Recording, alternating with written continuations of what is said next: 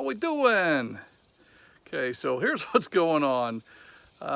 Last week after the car show, Ethyl started having issues. Really wasn't certain what it was.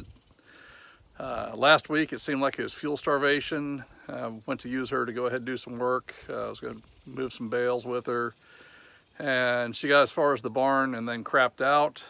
Went ahead and thought that it seemed like it had run out of gas, although there was really no way it should have, because if it had run out of gas, that meant I was getting 2.19 miles per gallon, and there's no way, absolutely not.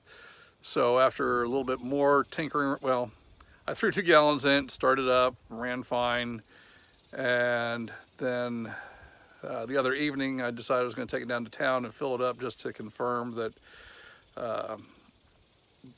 it was not a fuel issue. I had knocked on the tank sounded full. I got to town, the local gas station was out of gas. I got the last 13 cents worth of gas. And then she started up and puttered right out. Kim had to come rescue me, and she brought my extra 5-gallon can. I put 4 gallons in, the tank was full, so that puts me right back at 13 gallons, or 13 miles per gallon, give or take, actually 13 plus, and that's right where it has been. So it's not a fuel issue, or at least it's not a fuel not getting to the engine issue. When I was trying to go ahead and start it the other day, after that, it started up just fine after sitting for a while, and then it cut out. I let it idle for about a minute and a half. It shut down after that. Came back an hour later, started it back up. It idled for about 20 seconds and then shut off again. This time I could smell raw fuel in the exhaust, which told me that I probably had a bad ignition coil. I've had issues with these Chrysler coils before. I had a 93 Jeep Grand Cherokee that it went through, I think, oh Christ, 6, maybe 7 ignition coils since we had it. It got so bad at one point that I had a Mallory coil mounted up to the firewall, and I just had it set up to where all you had to do was move the primary lead from the coil, or from the distributor cap from the factory coil to the backup coil, and it worked just fine. And if it ever failed, you went ahead and you swapped back the other way. It was just nuts. But, you know, we do what we do. So after looking at this today, I'm certain that this is a factory ignition coil, and I'll show you why here in just a second.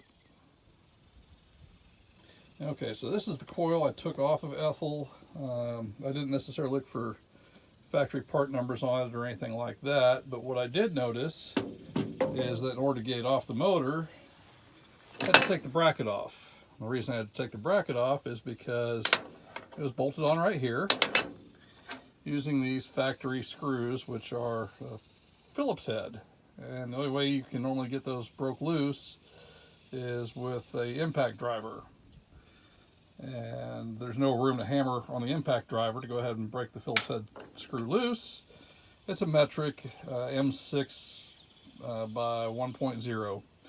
And so what I'm going to do is I'm going to replace this factory ignition coil with good old AutoZone Duralast. I know, you know, it's a running joke with these things. Sometimes they're great, sometimes they're not. It's got a lifetime warranty on it.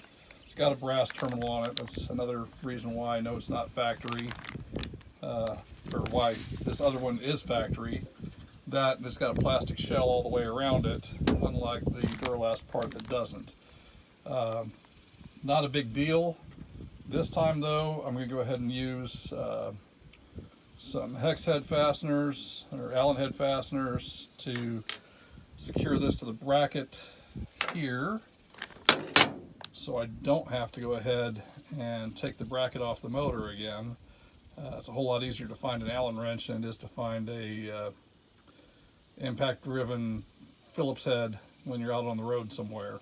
So anyway, I'll put this together and I'll show you what we're doing.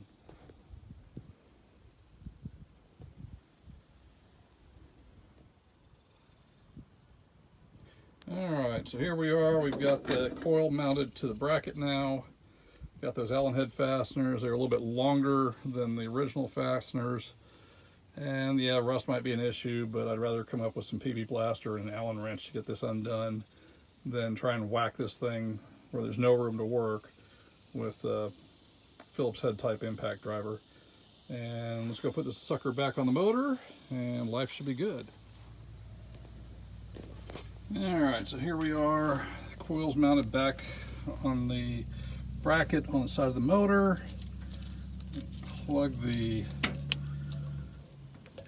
coil lead back, or the primary lead back, not the primary. Plug the computer harness back into the coil, and then I'll plug the primary lead on top of the coil here and get this away from the exhaust manifold there. That should do it.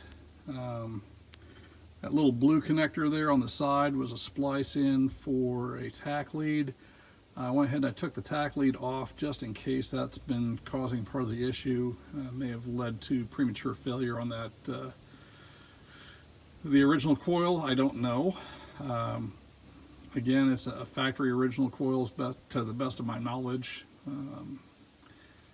If it was a factory original coil, it's 1994, or it may have been one I had sitting around as a spare, but either way, I mean, 1993, 94, 96, all use the same coil, and it's entirely possible that it just died of age. However, I'm sure that with that extra lead on there, that may have caused a problem. I'm not 100% certain, but we'll see what it does now. All right, folks, moment of truth. You go ahead and turn the key, push the button, and see what happens. See how long it wants to idle, if it wants to idle, or if maybe I've done damage somewhere else.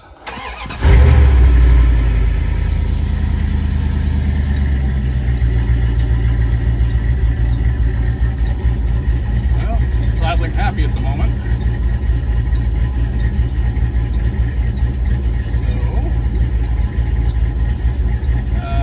Last time it went ahead and idled out for about a minute and then it shut off. So if it's another issue, like perhaps the automatic shutdown circuit, if for some reason that's activating, that could potentially be part of the problem, which means I've done something else, possibly damaged it with the coil lead, or not the coil lead, but with the tachometer lead. I don't think that's an issue, but we'll see what happens.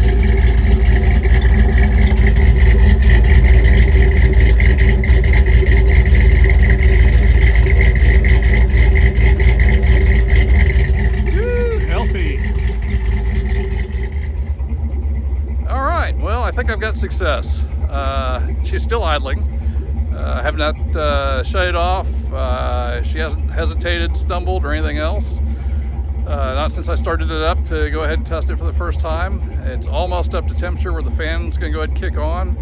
I just checked the upper hose and the thermostat just opened, so it should be any time now. That fan's going to go ahead and kick on. She'll be up to full temperature and no shutdown. So what I initially thought was a fuel problem turned out to be an ignition problem. I'm happy. It was a simple fix. It was an easy fix. I really don't relish pulling the bed off of this. I'm going to have to go ahead and do it anyway when I go ahead and start to paint, actually paint, because I want to go ahead and get the front of the box. I want to go ahead and get the back side of the cab. Like I said, I'm going back to the original teal green, or I'm sorry, I think it's tropical turquoise green is the proper name for the 1957 paint code. Anyway, that's coming up. I don't know how soon. I'm going to do a panel at a time, more or less. I figure I'll go ahead and do...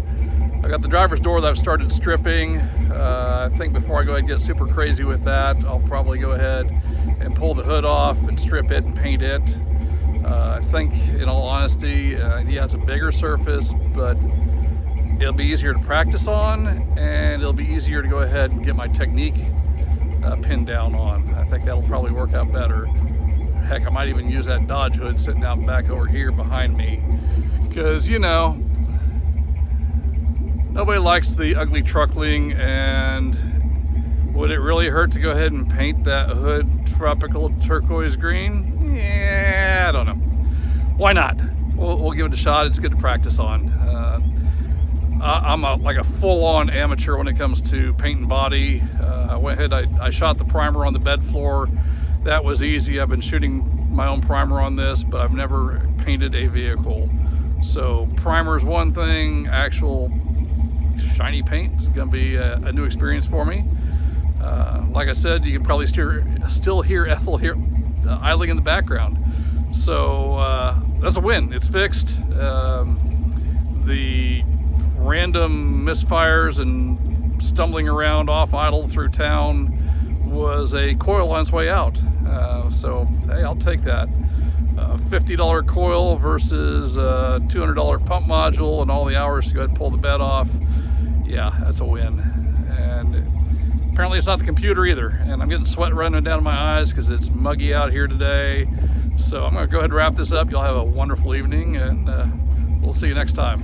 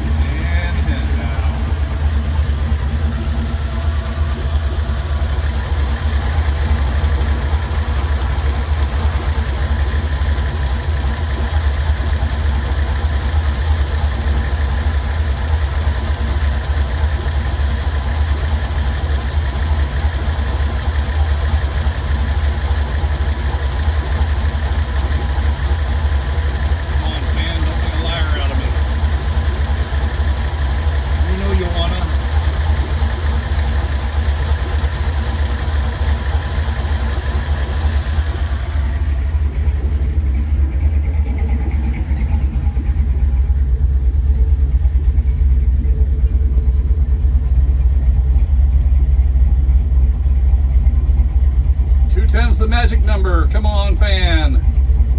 Don't make a liar out of me.